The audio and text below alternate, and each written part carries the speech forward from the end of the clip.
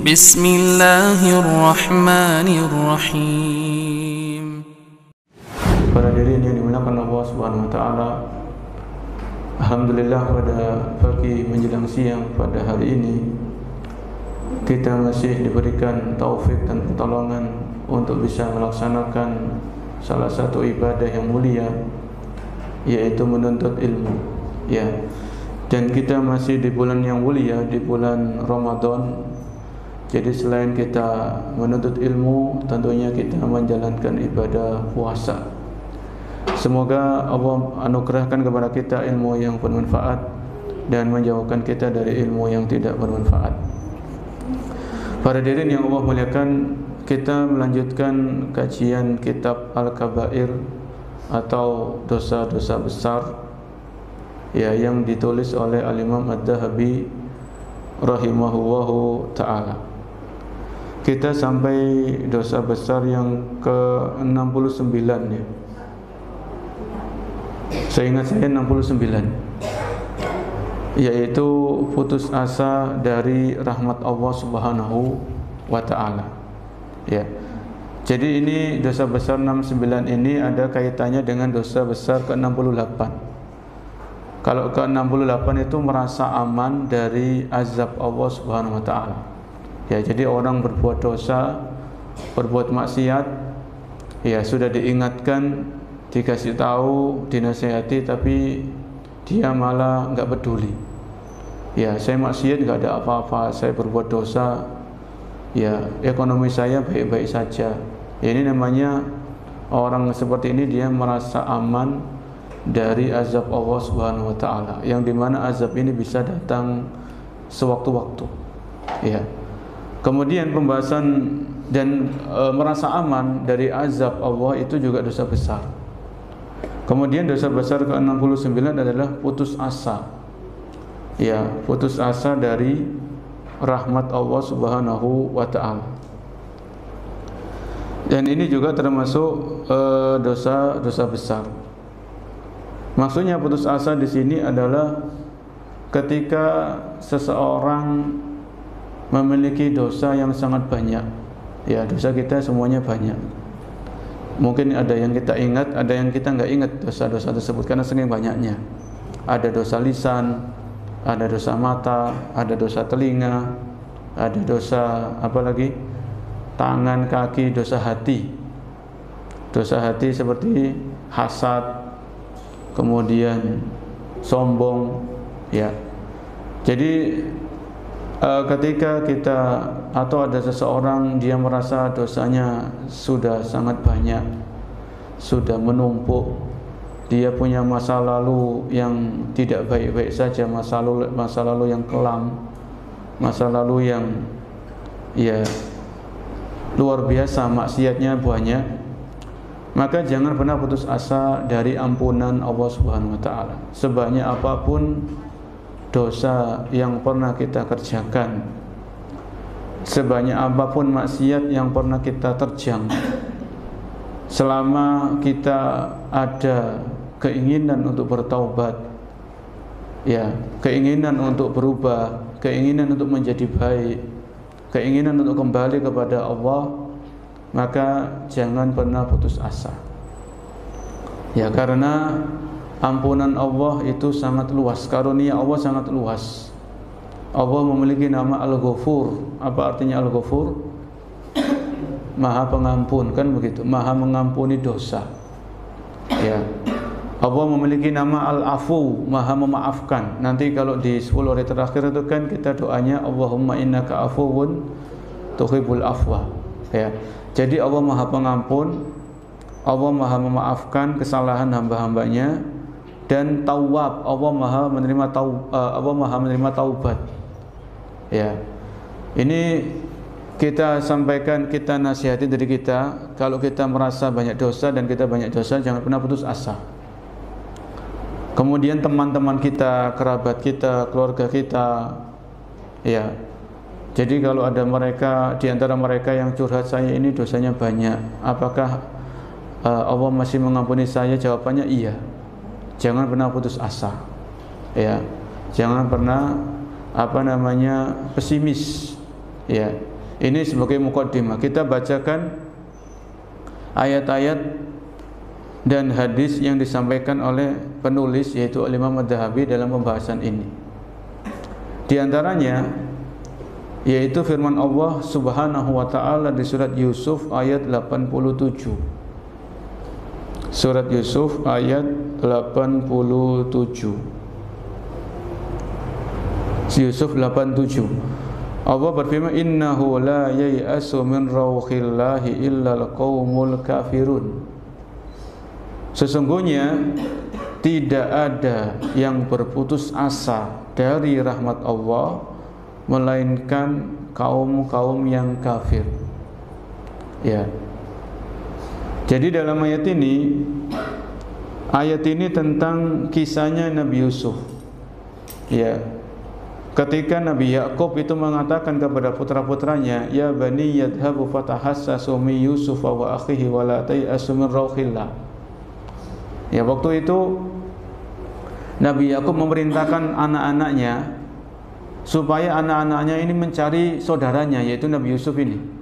Sama satu lagi namanya Bunyamin, kan begitu ya? Ya. Jadi Nabi Yakub memerintahkan ya baniya, kalau kita lihat lengkap ayat ini, ya baniya idhabu fatahassasu min Yusuf wa akhi. Wahai anak-anakku, pergilah kalian, carilah berita tentang Yusuf dan saudaranya. Wala tay'asu min rauhillah. Dan janganlah kalian berputus asa dari rahmat Allah. Innahu la yai'asu min rauhillahi illal qaumul kafirun. Sesungguhnya tidak ada yang berputus asa dari rahmat Allah kecuali orang-orang kafir. Ya. Maka ayat ini menunjukkan atau menjelaskan bahwasanya gampang berputus asa itu adalah sifatnya orang-orang kafir. Adapun orang beriman sebaliknya. Orang beriman itu dia senantiasa berusaha optimis. Dia berharap rahmatnya Allah, berharap pertolongan dari Allah, berharap kemudahan dari Allah. Ya. Sehingga ayat ini atau pembahasan ini bukan hanya untuk para pelaku dosa yang dosanya banyak, kemudian dia khawatir dosanya tidak diampuni. Ya, sehingga dia putus asa, tidak. Tapi ayat ini atau pembahasan ini juga mengajarkan kita agar jangan cepat putus asa. Sebagaimana ayat ini konteksnya tentang saudara-saudaranya Nabi Yusuf. Coba kalian cari beritanya tentang Yusuf ini bagaimana. Karena Nabi Yusuf kan dibuang di sumur, panjang ceritanya. Sehingga saudara-saudaranya Nabi Yusuf ini kehilangan kabar. Waktu itu kan nggak ada medsos. Ya, nggak ada seperti zaman kita saat ini. Jadi ketika Nabi Yusuf itu sudah dibuang, sudah nggak tahu kemana, apakah masih hidup atau enggak. Ya, maka ayahnya yaitu Nabi Yakub ini perintahkan, jangan kalian putus asa, coba cari terus. Ya, coba cari tahu di mana beritanya, mungkin ada informasi atau ada kabar. Ya. Jadi ini juga mengajarkan kita supaya jangan gampang menyerah, kan begitu Pak. Ya, jangan gampang menyerah. Ya, belajar tajwid, ngaji, satu pertemuan, dua pertemuan kok gak iso-iso, akhirnya mutung. Ya, ini juga nggak benar. Ya. Kemudian usaha misalnya, kalau orang-orang yang bergelut di dunia usaha bisnis sekali dua kali gagal, akhirnya nggak mau bisnis. Akhirnya milih jadi pengangguran, jadi beban orang lain. Ya. Ini Islam, agama yang kita cintai, ini mengajarkan kita supaya semangat. Ya, jangan gampang pesimis, jangan gampang putus asa. Usaha, ya tetap doa, ini nomor satu, doa. Kemudian kedua adalah ikhtiar atau usaha. Ya. Jadi ayat ini Yusuf 87, Allah mengajarkan kita agar jangan putus asa. Ya, kejar terus itu cita-cita, selama cita-cita itu cita-cita yang baik. Ya, kalau anak kita punya anak, ya anak kita pengen jadi ini jadi itu, selama cita-citanya memang tidak bertentangan dengan Islam, ya sudah kita support, kita motivasi. Ya, jangan bermudah-mudah untuk berputus asa. Ya, coba terus coba. Ya. Kemudian yang berikutnya di ayat yang lain surat Asy-Syura ayat 28. Asy-Syura ayat nomor 28. Surat Asy-Syura ini surat ke-42. Ayatnya ayat ke-28.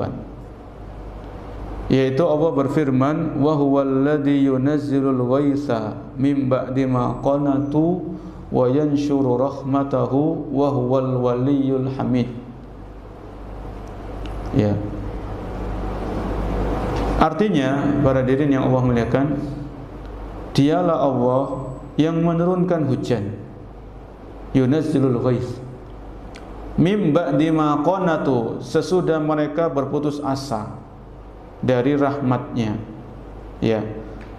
Setelah mereka berputus asa, wa yanshuru rahmata, dan Allah menyebarkan rahmatnya, wa huwal waliyyu alhamid.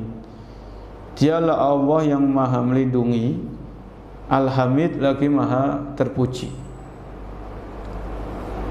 Ayat ini juga menjelaskan tentang bagaimana kasih sayang Allah kepada makhluknya, kepada manusia secara umum, kepada orang-orang beriman secara khusus.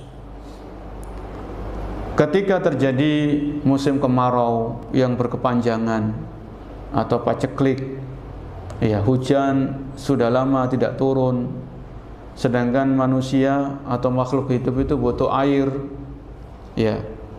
Kemudian orang-orang kebanyakan atau sebagian sudah putus asa, kapan turun hujan? Ya. Mimba di maqanatu, setelah mereka putus asa, ya, nunggu, usaha, ya, bahkan sudah salat istisqa, ya, tetap sabar, minta. Jadi ini kita butuh kepada Allah Subhanahu wa taala. Ya. Akhirnya setelah sebagian atau kebanyakan orang itu berputus asa, Allah turunkan rahmatnya, wa yanshuru rahmatah. Allah menyebarkan rahmatnya. Jadi hujan itu rahmat. Ya, hujan ini apa? Rahmat. Jadi jangan dicela, udan mana.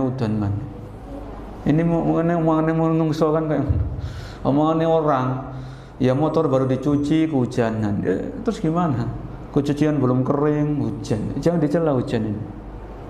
Iya. Hujan ini dibutuhkan oleh makhluk hidup, tumbuhan, hewan, itu butuh hujan. Ya, kita juga manusia butuh air hujan. Ya. Dan air hujan ini air yang diberkahi, ma'an mubarakan. Air yang diberkahi. Ya.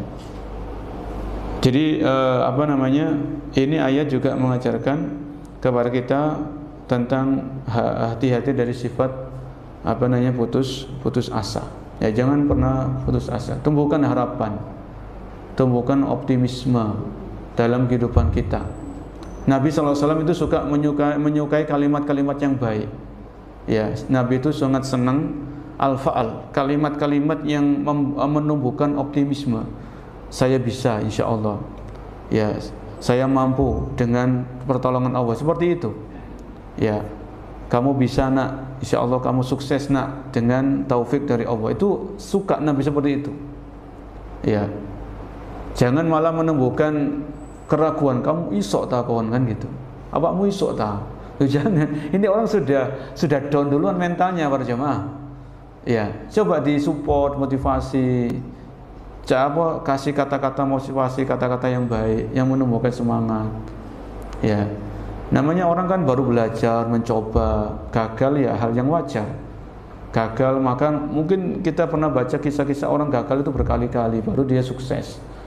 Ya. Taib. Ini tadi ayat yang kedua yang disampaikan oleh penulis. Kemudian juga dalam masalah yang lain, sebelum kita baca ayat yang ketiga yang disampaikan oleh Al-Imam Adz-Dzahabi. Dalam orang kena penyakit, orang diuji dengan dengan sakit. Sudah berobat ke sana kemari, ya, tentunya dia doa, minta kesembuhan kepada Allah. Kemudian dia ikhtiar. Dalam artian ikhtiar itu dia berobat, bahkan ke dokter spesialis, ya dia jalani, dia tempuh. Namun Allah berkehendak lain, dalam artian Allah belum memberikan kesembuhan. Ya. Akhirnya orang yang kayak gini biasanya sakitnya lama, ujung-ujungnya dia putus asa dan minta mati, kan begitu ya. Wis aku minta mati kan gitu. Ya jangan pernah minta mati. Maksudnya jangan minta mati. Orang itu orang Islam, ketika dia masih ada umur, itu ada kesempatan untuk nambah pahala, kan begitu nih? Nambah pahala, bisa zikir. Walaupun kita sakit kan bisa baca zikir, bisa baca Quran, iya, bisa share status nasihat walaupun kita sakit, ya. Jadi seandainya memang ada orang-orang yang diuji dengan sakit dan itu memang berat, ya, itu berat ujian sakit ini, tapi tetap jangan putus asa. Putus asa itu dosa besar. Ini kita sedang membahas dosa besar, bukan dosa kecil, ya. Oleh karenanya kalau kita besut atau menjenguk orang sakit, itu kasih motivasi, kasih semangat, sabar, sakit ini bisa menggugurkan dosa, ya, tetap berharaplah kesembuhan hanya kepada Allah. Itu kasih motivasi orang-orang ini, karena orang yang sakit ini butuh akan semangat untuk sembuh, semangat untuk bisa kembali sehat seperti semula misalnya. Ya, ini diantara hikmah kenapa Islam itu mengajarkan kita menjenguk orang sakit. Selain itu pahalanya besar, di sisi yang lain menjenguk orang sakit ini kita bisa memberikan motivasi, ya, supaya orang ini nggak putus asa dari rahmat Allah Subhanahu wa taala. Ya. Ini penting ya bagi kita di saat menjenguk orang sakit, motivasi dia supaya dia sabar, ya, terus semangat untuk bisa menunggu datangnya kesembuhan dari Allah Subhanahu wa taala. Kemudian kalau seandainya orang itu memang harus dia perlu minta mati, maka jangan langsung minta mati gitu saja. Yaitu ada doanya, kurang lebih maknanya Allahumma ahyini, ya, in alimtal khaira wa in alimtal khaira al hayata khairan li. Ya Allah, hidupkanlah aku seandainya hidup ini masih baik untukku, ya, dan wafatkanlah aku seandainya wafat itu lebih baik untukku. Jadi serahkan semuanya kepada Allah. Ya, mati itu nggak usah diminta, akan datang sendiri para jemaah. Yang namanya kematian atau ajal kita nggak usah minta, itu akan datang sendiri. Ya, tepat pada waktunya sesuai dengan apa yang Allah takdirkan. Ya, memang ya ujian itu berat. Nabi Ayub beliau diuji dengan sakit lebih dari 10 tahun. Nabi Ayub alaihissalam. Ya. Taib, ayat yang berikutnya yaitu di surat Az-Zumar ayat 53. Surat Az-Zumar ayat 53. Allah Subhanahu wa taala berfirman, "Qul ya ibadiyalladzina asrafu ala anfusihim la taqnatu min rahmatillah." Katakanlah, wahai hamba-hambaku yang telah melampaui batas terhadap diri mereka sendiri, ya, yang telah banyak berbuat maksiat dan dosa. Apa kata Allah? La taqnatu min rahmatillah. Janganlah kalian berputus asa dari rahmat Allah. Ya, la taqnatu min rahmatillah. Innallaha yaghfirudz dzunuba jami'a. Sesungguhnya Allah Maha mengampuni segala macam dosa. Sampai dosa syirik pun kalau kita taubat, kalau kita masih hidup dan kita taubat, yakin Allah akan mengampuni dosa kita. Walaupun dosa syirik ini dosa besar yang paling besar, tapi kalau kita taubat, ya, taubatan nasuha, taubat yang tulus, yang jujur, ya, maka kita optimis dan kita berharap betul-betul dengan pengharapan yang kuat Allah mengampuni dosa kita, walaupun itu dosa syirik. Ya, apalagi dosa-dosa di bawah, levelnya di bawah kesyirikan. Ya, Cuman yaitu syarat dan ketentuan berlaku. Syaratnya ya kita taubat. Dan taubat itu syarat apa? Taubat itu adalah menyesal, ya. Kemudian berhenti dari dosa tersebut, kemudian berusaha atau bertekad tidak mengulangi lagi. Ini syarat taubat, kan begitu. Kemudian kalau ada kaitannya dengan hak sesama manusia, ya kita minta maaf, kita minta kehalalan, ya. Jadi ini Allah memberikan harapan kepada kita, la taqnatu min rahmatillah. Janganlah kalian berputus asa dari rahmat Allah Subhanahu wa taala. Disebutkan dalam hadis yang sahih, innallaha yabsutu yadahu bil-laili yatuba musii'an nahar. Allah bentangkan tangannya di waktu malam. Ya, tangan sesuai dengan keagungan Allah, gak sama dengan tangannya makhluk. Allah membentangkan tangannya di waktu malam supaya orang-orang yang bertaubat, ya, itu mereka bisa bertaubat di waktu tersebut. Wa yabsutu yadahu bin nahar yatuba musii'ul lail. Dan Allah bentangkan tangannya di waktu siang supaya orang-orang yang maksiat di waktu malam mereka bisa bertaubat di waktu siangnya. Ya, ini supaya kita paham dan tidak putus asa dari rahmat dan ampunan Allah Subhanahu wa taala. Kita ingat juga kisah orang yang membunuh 99 nyawa kemudian digenapi 100 nyawa. Awalnya karena orang ini membunuh 99. Ya, 99 ini banyak, bukan sedikit. Ya, dari darah membunuh itu mengalir di dalam diri orang ini. Kemudian orang ini disebutkan dalam hadis itu dia pengen taubat. Kemudian dia ketemu sama ahli ibadah tapi minim ilmu. Apakah saya masih bisa taubat? Maka orang ahli ibadah tapi enggak punya ilmu atau minim ilmu, enggak bisa taubat. Dosamu terlalu banyak. Dibunuh sekalian orang ini 100 sudah genap. Ya, kemudian orang ini jalan lagi ketemu dengan apa? Ahli ilmu. Apakah saya bisa taubat? Ma yamna'uka min at-taubah? Apa yang menghalangi kamu dari taubat? Ya. Jadi ini orang ini dia betul-betul ingin berubah, ingin berbenah, dia mau insaf, dia mau memperbaiki diri. Ya. Akhirnya tapi kata ahli ilmu tadi, kamu bisa taubat, tapi saya sarankan kamu pindah rumah. Ya, kenapa? Kalau orang ini dia taubat tapi tetap tinggal di tempat tersebut, maka darah membunuh itu akan terus ada karena lingkungannya buruk.